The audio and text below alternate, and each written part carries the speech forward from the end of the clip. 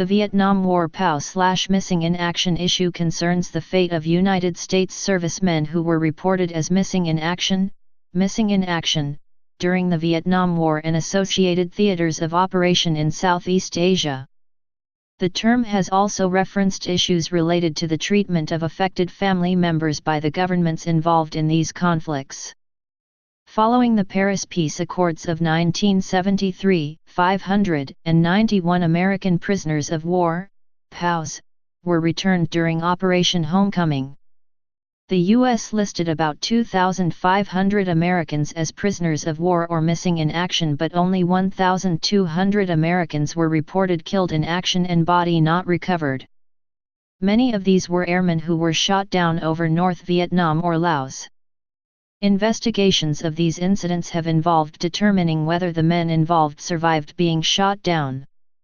If they did not survive, then the U.S. government considered efforts to recover its soldiers' remains. POW/missing in action activists played a role in pushing the U.S. government to improve its efforts in resolving the fates of the missing soldiers. Progress in doing so was slow until the mid-1980s, when relations between the U.S. and Vietnam began to improve and more cooperative efforts were undertaken. Normalization of U.S. relations with Vietnam in the mid-1990s was a culmination of this process.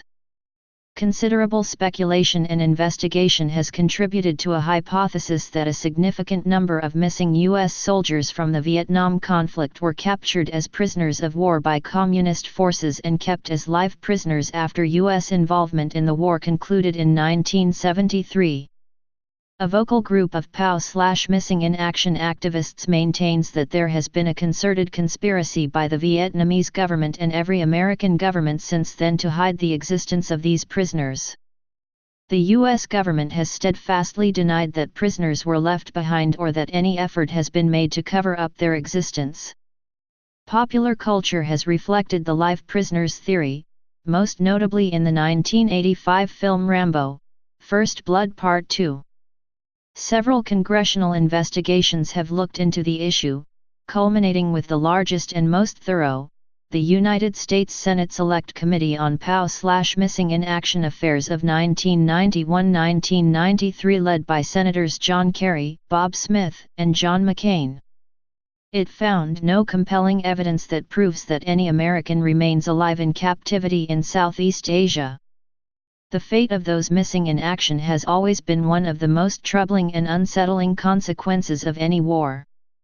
In this case, the issue has been a highly emotional one to those involved, and is often considered the last depressing, divisive after-effect of the Vietnam War for the United States. Origins. The origins of the POW/missing in action issue date back to during the war itself. Suffering from a lack of accurate intelligence sources inside North Vietnam, the U.S. never had solid knowledge for how many American prisoners of war were held. Indeed, the U.S. often relied upon possibly inaccurate North Vietnamese newspapers and radio broadcasts to find out who had been captured, as well as memorized lists of names brought out by the few American POWs given early release. As the Department of Defense built up lists of those in the categories of killed in action/body not recovered, prisoner of war, and missing in action, its tentative numbers fluctuated, but most of the time, the number of expected returnees upon war's end was around 600.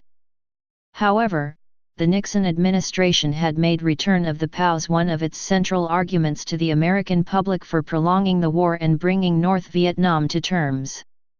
In doing so, the administration exaggerated the number of POWs at issue, at one point stating that there were 1,500 American servicemen held throughout Southeast Asia. These higher numbers would be the focus of much of the controversy in the issue to come. Following the Paris Peace Accords of January 1973, U.S. prisoners of war were returned during Operation Homecoming during February through April 1973. During this, 591 POWs were released to U.S. authorities. This included a few captured in Laos and released in North Vietnam. U.S. President Richard Nixon announced that all U.S. servicemen taken prisoner had been accounted for. At that time, the U.S. listed 2,646 Americans as unaccounted for, including about 1,350 prisoners of war or missing in action and roughly 1,200 reported killed in action and body not recovered.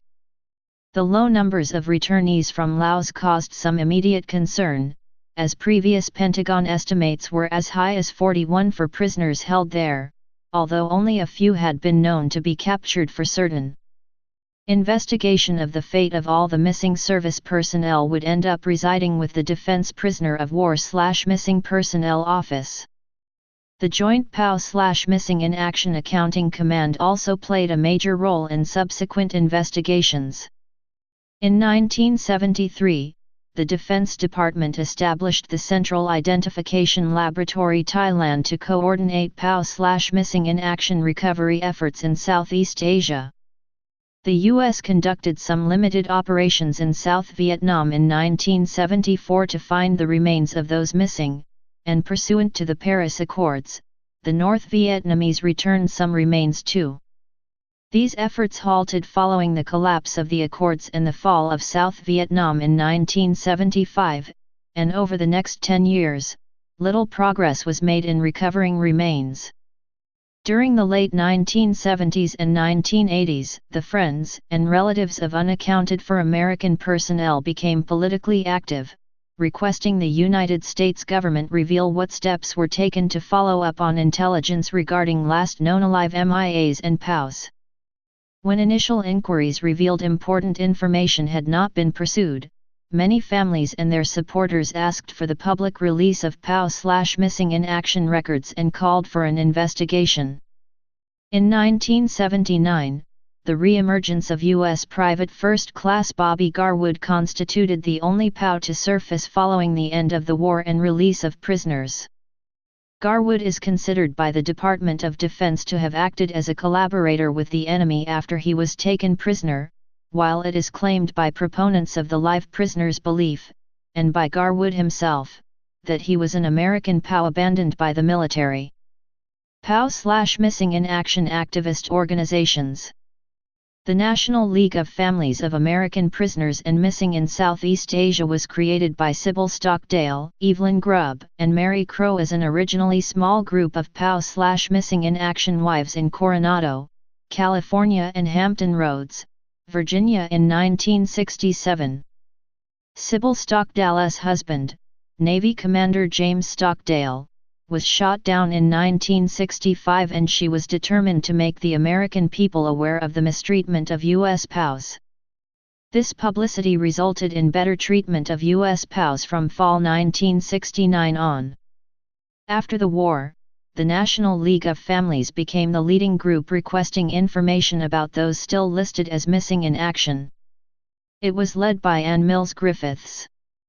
Its stated mission was and is to obtain the release of all prisoners, the fullest possible accounting for the missing and repatriation of all recoverable remains of those who died serving our nation during the Vietnam War in Southeast Asia. The League's most prominent symbol is its POW/Missing in Action flag. Newt Heisley designed this flag to represent America's missing men. This group was more established, less radical, and more connected to the government. The National Alliance of Families for the Return of America's Missing Servicemen was founded in 1990.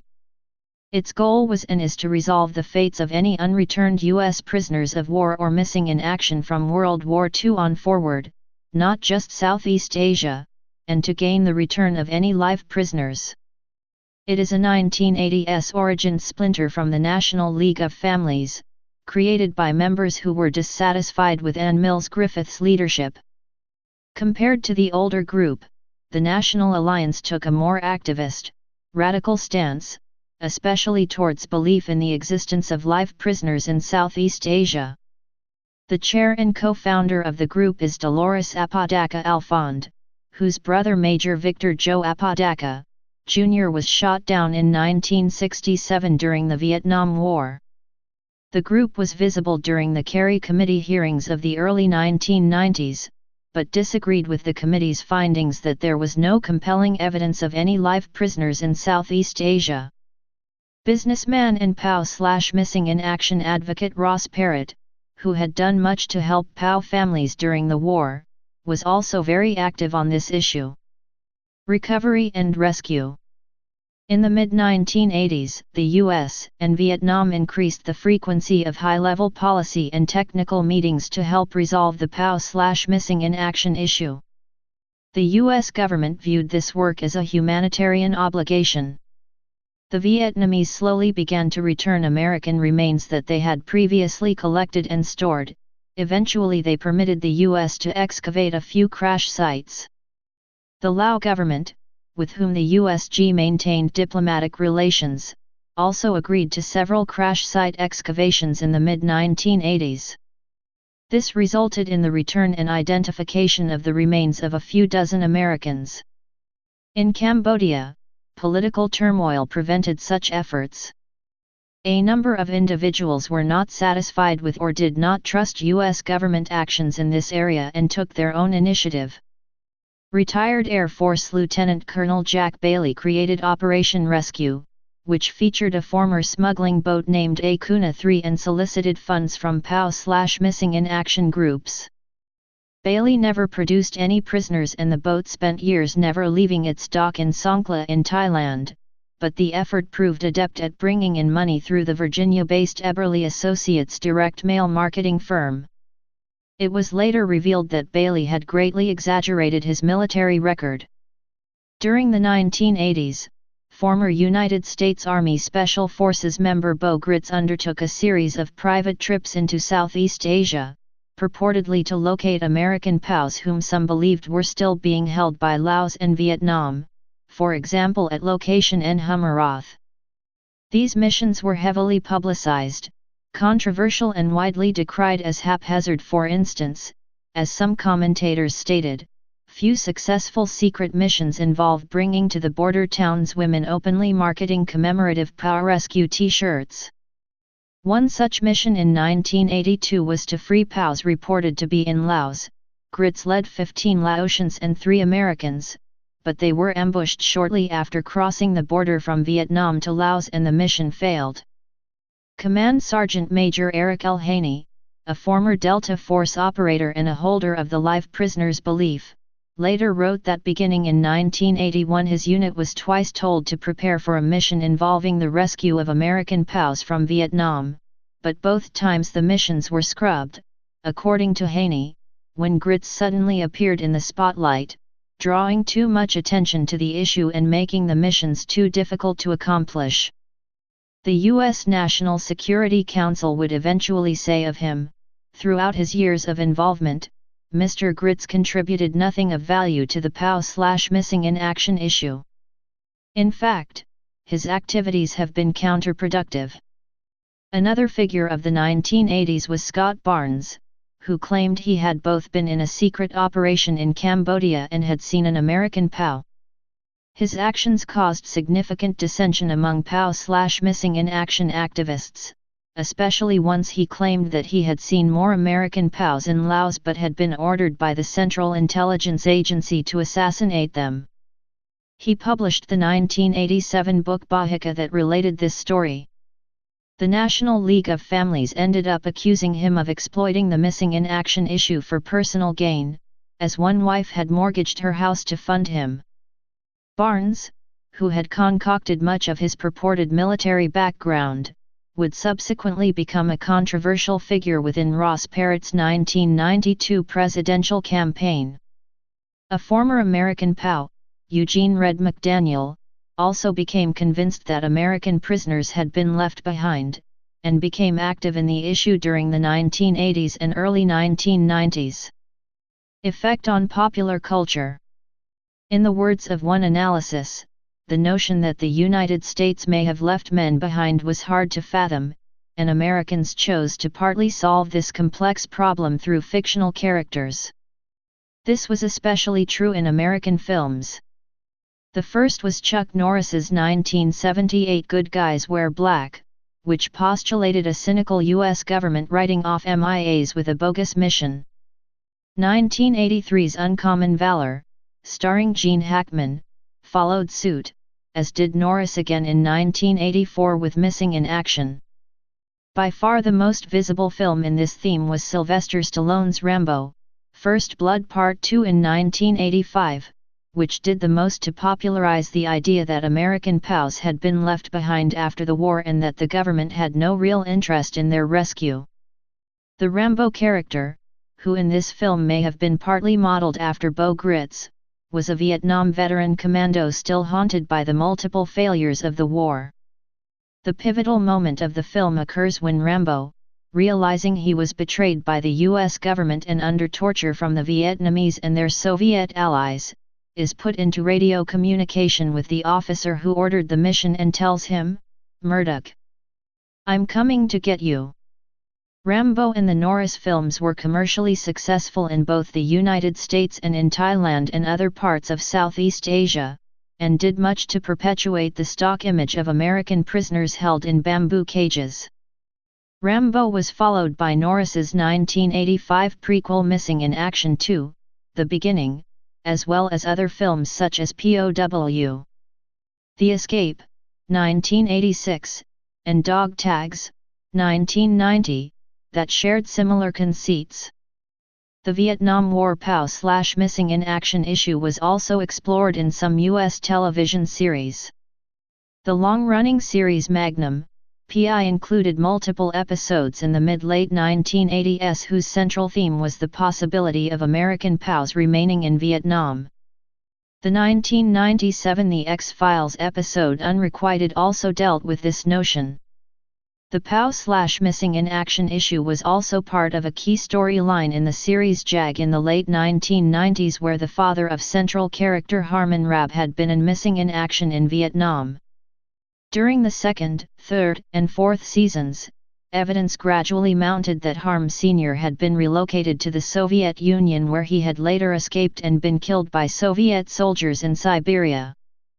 Many Vietnam War songs released in the United States dealt with the POW/Missing in Action issue, but most were quite obscure and never achieved an audience. In the early to mid-1970s they largely looked at welcoming the prisoners home, and the impact of the war on veterans and their families. The only one to become a hit was Merle Haggard's 1972 #1 country single I Wonder If They Ever Think of Me. In the 1980s, some POW/Missing in Action songs took a similar approach to American Vietnam War films, which suggested that many hundreds of U.S. prisoners remained in Vietnam and that the U.S. government had abandoned them. The live prisoners debate. Several committee investigations within the U.S. Congress took place over the years. Some members of Congress were quite active on the issue. For Vietnam veteran Bob Smith, representative and later senator from New Hampshire, the fate of possible missing or captured Americans in Vietnam had been Smith's major issue since his arrival in Congress in 1985. His interest was partly motivated by his own experience growing up without knowing how his own father died in World War II. North Carolina Congressman Bill Hendon, who served 2 terms in the early mid-1980s, was also quite active on the issue. He and Smith met with President Ronald Reagan in January 1986 to discuss their belief that Vietnam was still holding American prisoners, and that U.S. intelligence agencies knew this but that the bureaucracy within the agencies was covering it up from even the Secretary of Defense. Reagan termed Hendon way out yonder on the issue, and after Vice President George H.W. Bush reported that even Smith would not agree with Hendon on some of these claims, Reagan concluded that Bill is off his rocker. New York Congressman John Leboutillier, who served 1 term in the early 1980s, became interested in politics due to POW matters. After leaving Congress, he continued to be active in POW/Missing in Action affairs. He founded the Skyhook 2 project, dedicated to recovering living American POWs in Southeast Asia. He has made frequent trips to Laos and Vietnam and also met with Laotian and Vietnamese leaders in Hanoi, Ho Chi Minh City, Jakarta, Vientiane, and western cities. Another political figure active in the POW/Missing in Action issue was Tom Walsh, who became mayor of Casper, Wyoming, and a 3-term member of the Wyoming House of Representatives. Walsh made 14 trips, at his own expense, to search for information on POWs and MIAs. The POW/missing in action issue heated up in the early 1990s. Serious charges were leveled at the Bush administration, 1989 to 1993, regarding the POW/missing in action issue. The United States Department of Defense, headed by Secretary of Defense Dick Cheney, was accused of covering up information and failing to properly pursue intelligence about American POW/MIAs. Ranking minority member on the Senate Foreign Relations Committee, Senator Jesse Helms of North Carolina, became interested in the matter. In October 1990, his chief staff aide, James P. Lucier, prepared a report stating that it was probable there were live POWs still being held and that the Bush administration was complicit in hiding the facts. The report also alleged that the Soviet Union had held American prisoners after the end of World War II and more may have been transferred there during the Korean War and the Vietnam War. Helms stated that the deeper story was a possible deliberate effort by certain people in the government to disregard all information or reports about living MIA POWs. This allegation was followed in May 1991 by Helms' release of a minority report of the Foreign Relations Committee, entitled An Examination of U.S. Policy Toward POW/MIAs, which made similar claims and concluded that any evidence that suggested a missing in action might be alive was uniformly and arbitrarily rejected. The issuance of the report angered other Republicans on the committee, and after charges were made that the report contained errors, innuendo, and unsubstantiated rumors, Helms distanced himself from the POW/missing in action issue. This and other personnel matters led to Helms firing Lucier in January 1992.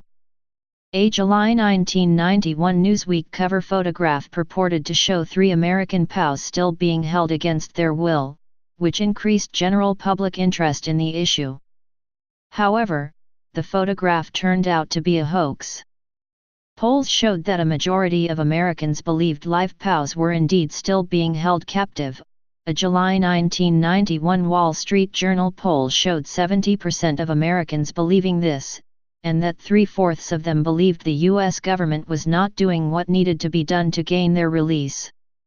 Interest in the matter intensified in June 1992 when President of the Russian Federation Boris Yeltsin told NBC News in an interview that some Americans captured during the Vietnam War may have been transferred from Hanoi to the Soviet Union.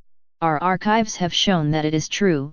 Some of them were transferred to the territory of the former USSR and were kept in labor camps. We don't have complete data and can only surmise that some of them may still be alive. Ross Perot stated that he believed that hundreds of American servicemen were left behind in Southeast Asia at the end of the U.S. involvement in the war, and that government officials were covering up POW/missing in action investigations in order to not reveal a drug smuggling operation used to finance a secret war in Laos.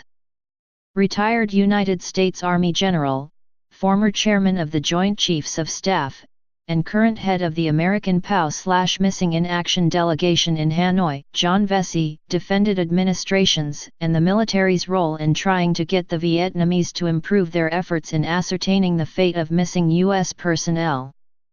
Vesey had succeeded in 1988 in convincing the Vietnamese to permit U.S. search teams to operate throughout the country.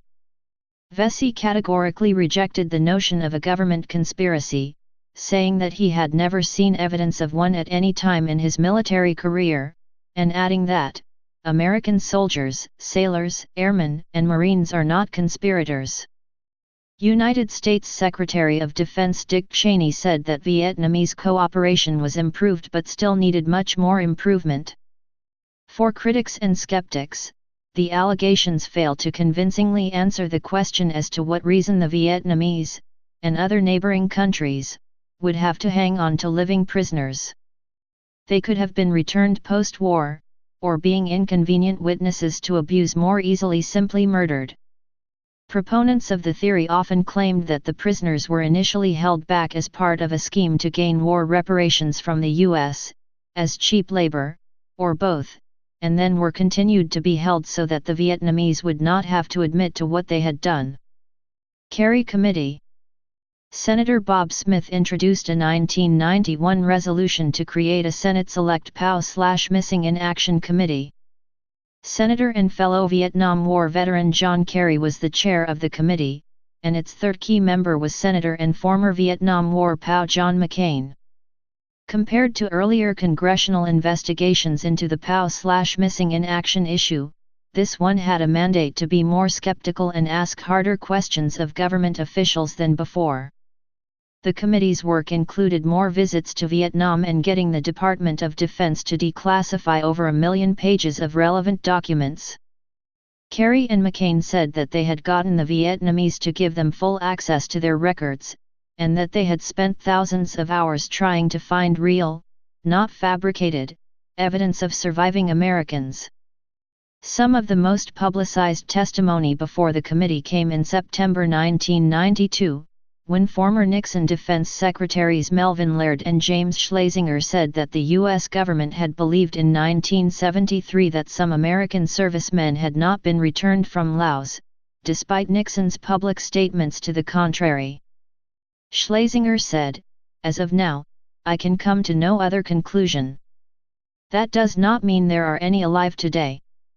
Laird said in retrospect of Nixon's assurances that all POWs were coming home, "I think it was unfortunate to be that positive. You can't be that positive when we had the kind of intelligence we had."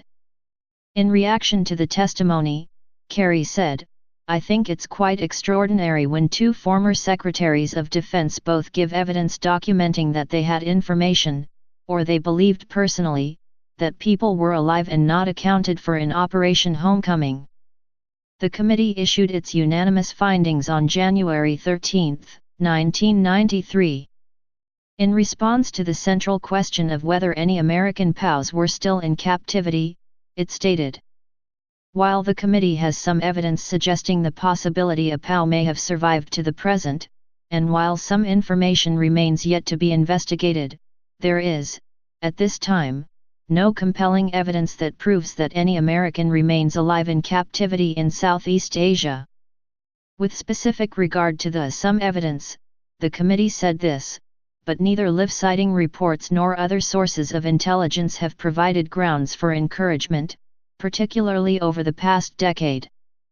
The live-citing reports that have been resolved have not checked out, alleged pictures of POWs have proven false, purported leads have come up empty, and photographic intelligence has been inconclusive, at best." Two senators, Smith and Grassley, dissented at Note 12, with the report saying they believe that live-citing reports and other sources of intelligence are evidence that POWs may have survived to the present. With regard to the possibility that American POWs survived in Southeast Asia after Operation Homecoming, the committee said this, "We acknowledge that there is no proof that U.S. POWs survived, but neither is there proof that all of those who did not return had died. There is evidence, moreover, that indicates the possibility of survival, at least for a small number, after Operation Homecoming." Committee Vice Chairman Smith seemed to back away from the committee's findings within months of their being issued, appearing in April 1993 on Larry King Live with POW/Missing in Action activist Bill Hendon, stressing his partial dissent from the majority report and touting new evidence of North Vietnam having held back prisoners in 1973, and then in the Senate in September 1993, saying he had very compelling new evidence of live prisoners. He also asked the Justice Department to investigate 10 federal officials for perjury and other crimes in conjunction with a cover-up of POW/Missing in Action investigations, in what he dubbed Operation Clean Sweep. Smith said the targeted officials had a mindset to debunk. Kerry and McCain both denounced Smith's actions, with McCain saying, "In my dealings with these people, it is clear that mistakes may have been made in a very complex set of issues. But at no time was there any indication that they were giving anything but their most dedicated efforts. I frankly don't feel it's appropriate to publicly make these charges without public substantiation." Defense Secretary Leigh Aspin said the charges were unwarranted.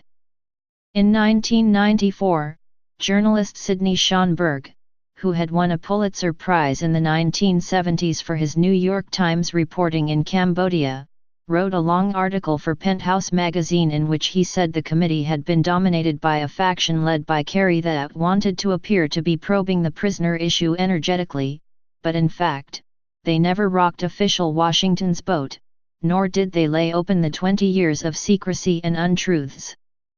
Schonberg stated that key committee staff had had too close a relationship with the Department of Defense, and that while other committee investigators were able to get evidence of men left behind into the full body of the report's conclusions were watered down and muddled to the point of meaninglessness.